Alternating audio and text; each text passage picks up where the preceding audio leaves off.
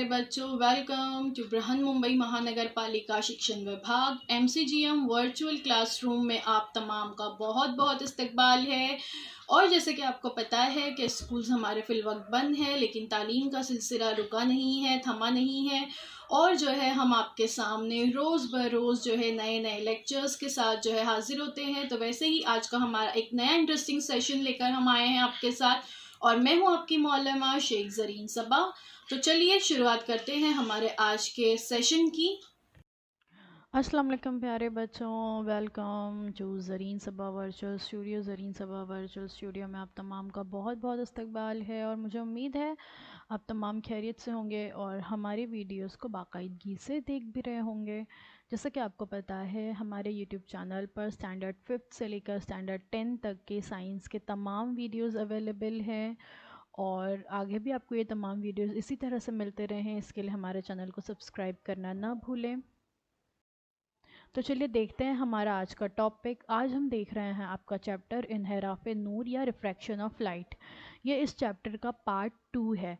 Part 1 जो है इससे पहले हमारे यूट्यूब चैनल पर अपलोड किया जा चुका है, आप वहाँ से उसे देख सकते हैं।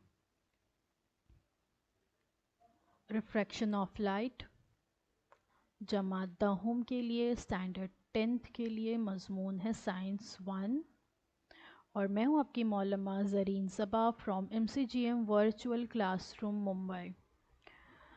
तो बच्चों चैप्टर 1 जो पार्ट 1 था इसका, उसमें हमने रिफ्रैक्शन ऑफ लाइट के बारे में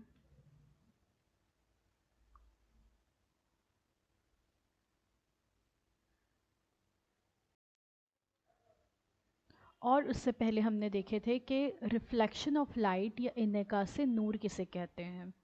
एक बार इसका थोड़ा सा क्विक रिवीजन लेते हैं और फिर हम आगे बढ़ते हैं। जब किसी शय पर रोशनी पड़ती है तो रोशनी की शुआएं मुनक़िस होकर हमारी आंखों तक पहुंचती है और फिर इस तरह से हम उस चीज़ को देख सकते हैं।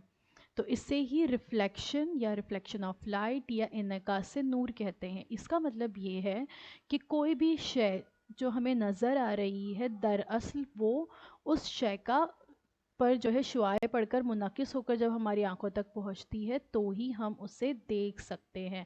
हम उस शय का रिफ्लेक्शन देख रहे होते हैं। किसी हमवार सतह पर नूर की शुआएं टकराने पर उसकी सिम तब्दील होती है और वो वापस पलट आती है। इसी को इन्नेकास नूर कहते हैं।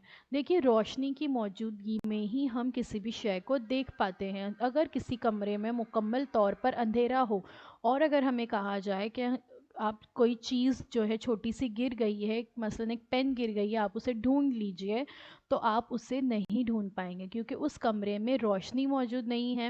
रोशनी नहीं है इसका मतलब है कि वहाँ पर रिफ्लेक्शन नहीं हो सकता, इन्नेकास नूर नहीं हो सकता, क्योंकि इन्नेकास नूर होने के लिए उस शय पर रोशनी का पड़ना बहुत ज़्यादा ज़रूरी है। और जब उस शय पर रोशनी पड़ती है तो फिर शुआएं जो है मुनक़िस होती हैं, रिफ्लेक्ट होती हैं और हमारी आंखों तक पहुंचती हैं और फिर हम उस चीज़ को देख पाते हैं। इसका मतलब ये है कि किसी भी चीज़ को देखने के लिए दरअसल उस जगह पर रोशनी का होना बहुत ज़्यादा ज़रूरी है।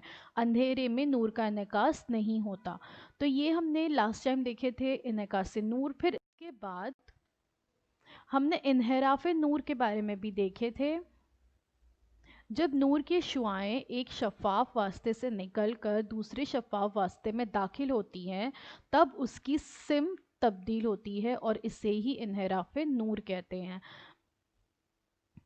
और इसके लिए आपको मैंने एक एग्जाम्पल भी बताई थी, छोटा सा एक्सपेरिमेंट। मुझे उम्मीद है वो आप लोगों ने घर पे करके ज़रूर देखा होगा कि एक पानी लेना है आपको ग्लास में, और अगर हो सके तो कांच का ग्लास लीजिए ताकि आप आसानी से इसे देख सकें। और फिर उसमें आपको पेंसिल को डालना है तिरछा, तो आपको पेंसिल नीचे से टूटी हुई दरमियान से ऐसा लगेगा कि पेंसिल टूट चुकी है।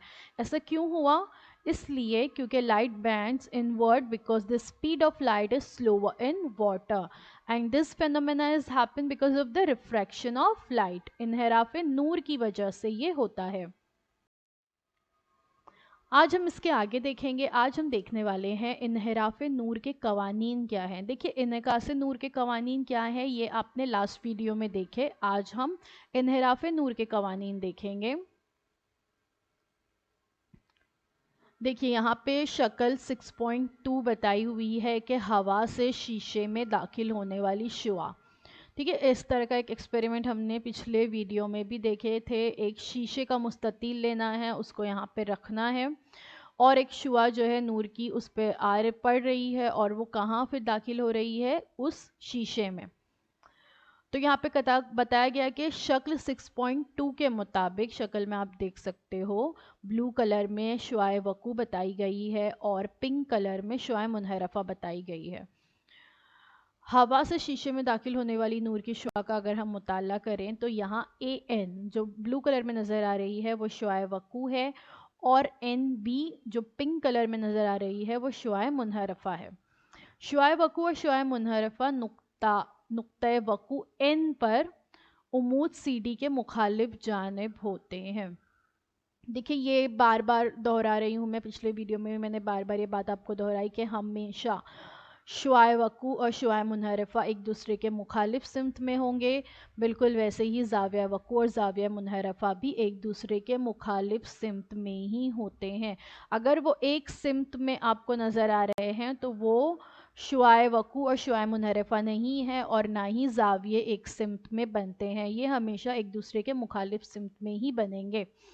تو شعاع وقوع، شعاع منحرفہ اور عمود یہ تینوں ایک ہی مستوی میں واقع ہیں. دیے ہوئے واسطوں کی جوڑی کے لیے یہاں ہوا اور شیشے کے لیے سائن آئی اور سائن آر کے نسبت مستقل ہوتی ہے. یہاں پر دیکھیے جو زاویہ وقوع ہے اسے آئی سے ظاہر کیا گیا ہے اور زاویہ منحرفہ کو آر سے ظاہر کیا گیا ہے. تو ان کی نسبت مستقل ہوتی ہے، کہنے کا مطلب یہ ہے کہ یہ ایک دونوں ہمیشہ ایک دوسرے کے برابر رہیں گے اور یہ جو ریشو ہے یہ کانسٹنٹ رہتا ہے. تو n is equal to n کیا ہے؟ مستقل ہے، کانسٹنٹ ہے اور is equal to sine i upon sine r. مستقل n پہلے واسطے کے مقابلے دوسرے واسطے کا انحراف نما کہلاتا ہے. یہ ایک نئی ٹرم یہاں پہ ہمیں مل گئی ابھی، انحراف نما. ٹھیک ہے، اس قانون کو سنیل کا قانون بھی کہا جاتا ہے. دو واسطوں کو جدا کرنے والے خط پر شعاع وقوع I is equal to 0 اسی خط پر آگے بڑھتے ہیں. تو یہ جو n مستقل ہے جو یہاں پہ یا جو کانسٹنٹ ہے اسی کو انحراف نما کہتے ہیں. کیا ہے انحراف نما؟ آئیے دیکھتے ہیں. تو دیکھتے ہیں کہ انحراف نما یا ریفریکٹیو انڈیکس کسے کہتے ہیں. ہم نے اس سے پہلے اینگل آف ریفلیکشن اور اینگل آف انسیڈنس کے بارے میں پڑھے. اینگل آف ریفریکشن جو ہوتا ہے وہ ہوتا ہے زاویہ وقوع اور اینگل آف انسیڈنس ہوتا ہے زاویہ منحرفہ.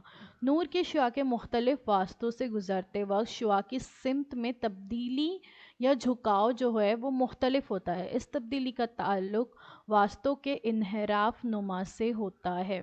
ٹھیک ہے، مختلف واسطوں کے لیے یا ایک ہی واسطے میں مختلف رنگوں کی نور کی شعاعوں کے لیے انحراف نما مختلف ہوتا ہے. دیکھیے یعنی جو میڈیم ہے، جو واسطہ ہے، میڈیم جو ہے یا تو ہوا بھی ہو سکتی ہے، میڈیم گلاس ہو سکتا ہے، میڈیم واٹر یا پانی بھی ہو سکتا ہے.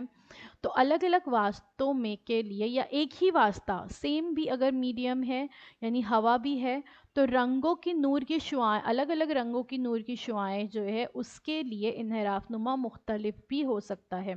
چند مادی واسطوں کا خلا کے نسبت سے انحراف نما ذیل کی جدول میں دیا گیا، آگے ہم دیکھیں گے.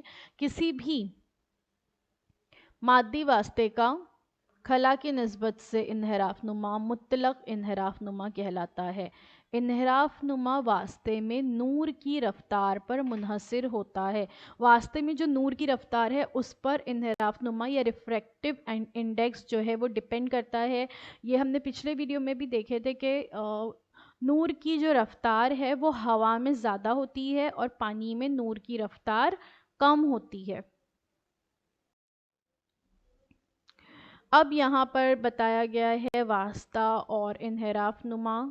ٹھیک ہے، تو الگ الگ میڈیمز میں انحراف نما کیا ہو سکتا ہے. جیسے ہوا میں جو ہے انحراف نما سب سے کم ہوتا ہے کیونکہ ہوا میں نور کی رفتار سب سے زیادہ ہوتی ہے. 1.0003، برف میں 1.31، پانی میں 1.33، الکوہل میں 1.36، جو مٹی کا تیل ہوتا ہے डीजल जो हम जिसे कहते हैं उसमें 1.39, गार में 1.46, टर्पाइंटाइन के तेल में 1.47 और बेंजीन में 1.50, क्राउन शीशे में 1.52, मादनी जो नमक होता है उसमें 1.54, कार्बन डाइसल्फाइड में 1.63, कसीफ फ्लिंट शीशे में 1.66, याकुत और नीलम जो है ये कीमती पत्थर होते हैं, तो ये दोनों में 1.76 1.76, और हीरे के बारे में तो आपको पता है ना, कार्बन का बहरूप है। हालांकि ये बहुत कीमती तस्वुर किया जाता है, लेकिन है तो ये दरअसल कार्बन ही है ना, कोयले से बनता है हीरा। तो इसका 2.42। तो सबसे ज़्यादा इन्हराफ नुमा जो है हीरे में होता है, सबसे कम जो है वो कहाँ होता है, हवा में। और ये किस पे डिपेंड करता है, वास्ते में नूर की रफ्तार क्या है उस पे डिपेंड करता है कि आपका इन्हराफ नुमा कितना आता है। चंद मादी वास्तों का मुतलक इन्हराफ नुमा। फर्ज कीजिए कि शक्ल 6.3 में दिखाए गए तरीके के मुताबिक वास्ता 1 में नूर की रफ्तार v1 है। वास्ता 1 तस्वीर में बताया गया है, देख सकते हैं आप लोग, हवा है। और वास्ता 2 जो है वो शीशा है, शीशे का एक मुस्ततील है। तो वास्ता 1 में नूर की रफ्तार v1 है, वास्ता 2 में नूर की रफ्तार v2 है। पहले वास्ते की बनिस्बत दूसरे वास्ते का इन्हराफ नुमा n2 का मतलब पहले वास्ते में नूर की रफ्तार की दूसरे वास्ते में नूर की रफ्तार से निस्बत। तो 2n1 इन्हराफ नुमा बराबर v1 अपॉन v2, यानी पहले वास्ते में नूर की रफ्तार बटे दूसरे वास्ते में नूर की रफ्तार। देखिए मैंने बताई थी ना कि किस पे डिपेंड करता है, नूर की रफ्तार पे डिपेंड करता है। तो नूर की रफ्तार हर वास्ते में अलग अलग होगी। हवा में नूर की रफ्तार ज़्यादा होती है, तो पहले वास्ते में नूर की रफ्तार v1, दूसरे वास्ते में v2, तो v1 अपॉन v2। इसी तरह दूसरे वास्ते की बनिस्बत पहले वास्ते का इन्हराफ नुमा हस्ब ज़ेल होगा, 1n2 is equal to v2 upon v1। यानी जब हम पहले वास्ते का इन्हराफ नुमा मालूम करेंगे तो पहली शुआ वकू यानी v1 अपॉन v2 रहेगा, और जब दूसरे वास्ते का मालूम करेंगे तो v2 अपॉन v1 रहेगा। अगर पहला वास्ता खला हो तब दूसरे वास्ते का इन्हराफ नुमा मुतलक इन्हराफ नुमा होता है, इसे सिर्फ n से जाहिर किया जाएगा। पहला वास्ता खला भी हो सकता है, स्पेस भी हो सकता है ना, तो उस वक्त दूसरे वास्ते का इन्हराफ नुमा ही एक्चुअल में मुतलक इन्हराफ नुमा होगा, और उसको हम सिर्फ n से जाहिर करेंगे। मुख्तलिफ वास्तों में नूर का इन्हराफ, लतीफ़ वास्ता और कसीफ वास्ता। जब नूर की शुआ लतीफ़ वास्ते से कसीफ वास्ते में दाखिल होती है तो उमूद की जानिब झुकती है। ठीक है, पहले वाले में आप देख सकते हो जो शुआ है, शुआ वकू ब्लू में बताई गई है, शुआ मुनहरफा जो है पिंक में बताई गई है। तो शुआ मुनहरफा कहाँ झुकेगी, उमूद की जानिब। जब नूर की शुआ कसीफ वास्ते से लतीफ़ वास्ते में दाखिल होती है तब वो उमूद से परे हट जाती है। तो जब कसीफ वास्ते से वो लतीफ़ वास्ते में दाखिल हो रही है तब वो उमूद से दूर हटेगी, और जब लतीफ़ से कसीफ में आएगी तो उमूद की जानिब झुकेगी। एक नूर की शुआ एक वास्ते से दूसरे वास्ते में दाखिल होते वक्त वास्ते में उमूदी दाखिल हो तो उसकी सिमत जो है वो नहीं बदलती, यानी उसका इन्हराफ नहीं होता है। देखिए, अगर नूर की शुआ लतीफ़ वास्ते से कसीफ वास्ते में आ रही है, लेकिन कैसे आ रही है, उमूदी आ रही है, तिरछी नहीं आ रही, बिल्कुल सीधी आ रही है। तो जब वो बिल्कुल उमूदी दाखिल होगी, सीधी सीधी दाखिल होती है, तो उसकी सिमत नहीं बदलती है, वो बिल्कुल सीधा अंदर जाएगी, और तो इससे ही यहाँ पर इन्हराफ नहीं होगा। तो इन्हराफ कब होता है, जब नूर की शुआ तिरछी जो है दाखिल होती है किसी भी वास्ते में। और लतीफ़ वास्ता हमेशा ज़्यादातर हवा होता है, और अगर हम पानी और हवा में देखें तो पानी जो है कसीफ वास्ता है और हवा लतीफ़ वास्ता है। शीशे اور ہوا میں دیکھیں تو اس میں بھی ہوا لطیف واسطہ ہے اور شیشہ جو ہے وہ کثیف واسطہ ہوگا.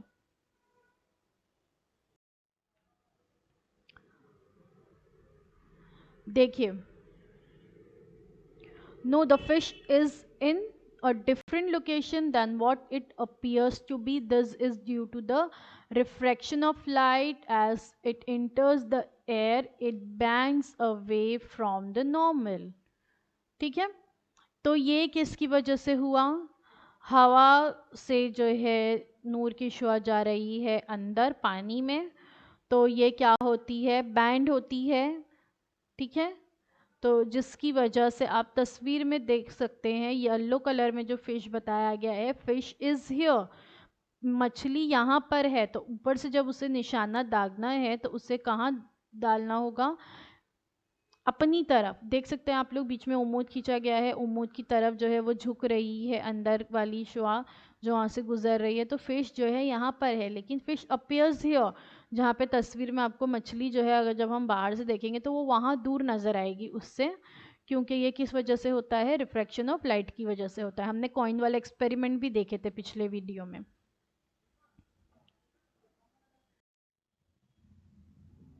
While standing on a rock next to a lake, a hunter sees a fish at position A.